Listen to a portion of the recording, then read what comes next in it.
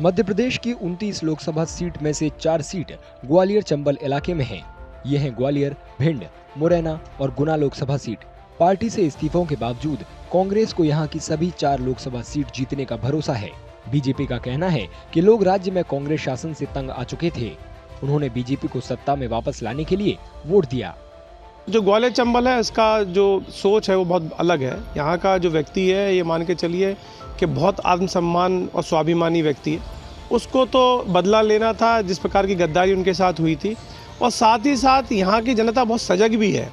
और तो आगामी चुनाव में आप देखोगे जो सिर्फ फटौवल भारतीय जनता पार्टी में जो अभी दिख नहीं रही है आपको, वो सिर्फ फटौवल ही भारतीय जनता पार्टी को नुकसान पहुँचाएगी। और कांग्रेस को निश्चित रूप से ग्वालियर चंबल अंचल में तो हम ये दावा कर सकते हैं कि बहुत बड़ी अपार सफलता मिलेगी। गुना सीट से बीजेपी उम्मीदवार को लेकर काफी अटकलें लग रही हैं। ये सिंधिया परिवार का गढ़ है। हालांकि 2019 में यहां से ज्योतिरादित्य सिंधिया कांग्रेस के टिकट पर हार गए थे।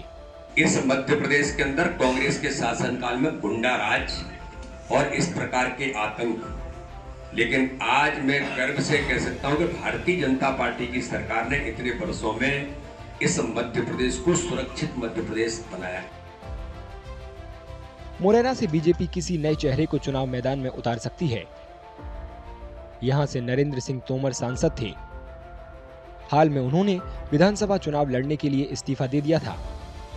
अब वे मध्य प्रदेश विधानसभा अध्यक्ष हैं। इस बार विधानसभा चुनाव में कांग्रेस को मुरैना लोकसभा के 8 में से 5 विधानसभा सीट पर जीत मिली। कुछ राजनीतिक जानकारों का अनुमान है कि लोकसभा चुनाव में करीबी मुकाबला होगा। उनका यह भी मानना है कि संसदीय चुनाव के नतीजे विधानसभा चुनाव से बिल्कुल अलग हो सकते हैं।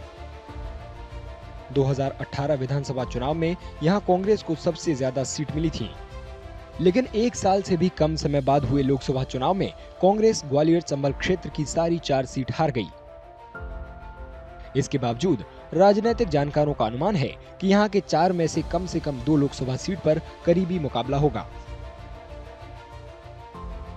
अभी अगर विधानसभा देखेंगे तो कांग्रेस और बीजेपी के बीच में कांटे की टक्कर हुई है। 34 में से 16 सीटें कांग्रेस के पास हैं और 18 सीटें बीजेपी के पास हैं। उपचुनाव के बाद भी लगभग यही पोजीशन थी, 1 सीट कांग्रेस का नुकसान हुआ है।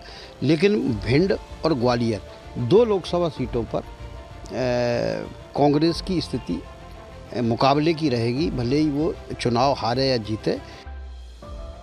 मध्य प्रदेश में हाल में हुए विधानसभा चुनाव में कांग्रेस को शर्मनाक हार का सामना करना पड़ा। उधर बीजेपी प्रधानमंत्री मोदी की लोकप्रियता पर सवार है। ऐसे में देखना दिलचस्प होगा कि क्या लोकसभा चुनाव में कांग्रेस राज्य में अपनी सीटों की संख्या सुधार सकती है।